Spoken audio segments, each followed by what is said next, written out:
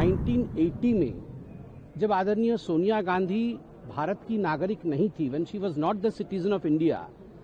उस समय सोनिया गांधी जी का नाम भारत के इलेक्टरल रोल में किस प्रकार आया, जबकि सोनिया गांधी जी 1983 में भारतवर्ष की नागरिकता ग्रहण करती है। उसका अर्थ है कि कहीं न कहीं some documents must have been forged. कुछ डॉक्यूमेंट्स फोर्ज किए गए होंगे। नकली दस्तावेजों के आधार पर सोनिया जी भारत की नागरिक नहीं होने के बावजूद इलेक्टरल रोल में उनका नाम आया था। मैं आशा करता हूं कि पार्लियामेंट में जब सांसद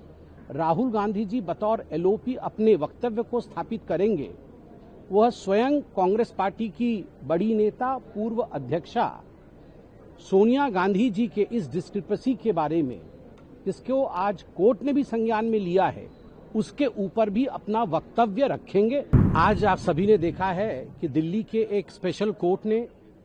आदरणीय सोनिया गांधी जी को नोटिस इशू किया है और नोटिस का कारण रहा है कि 1980 में जब आदरणीय सोनिया गांधी भारत की नागरिक नहीं थी, when she was not the citizen of India, उस समय सोनिया गांधी जी का नाम भारत के इलेक्टरल रोल में किस प्रकार आया, जबकि सोनिया गांधी जी 1983 में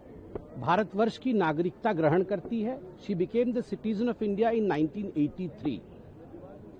जिस थर्ड पार्टी ने पिटीशन लगा के केस किया था, उनके वकील ने आज कोर्ट में दलील यह पेश की, जिसके बाद नोटिस इशू हुआ कोर्ट का, और दलील यह था कि अगर 1980 में जब सोनिया गांधी भारतवर्ष की नागरिक नहीं थी और उसके बावजूद नई दिल्ली पार्लियामेंट्री सीट में इलेक्टरल रोल में आदरणीय सोनिया गांधी जी का नाम आता है, उसका अर्थ है कि कहीं न कहीं some documents must have been forged.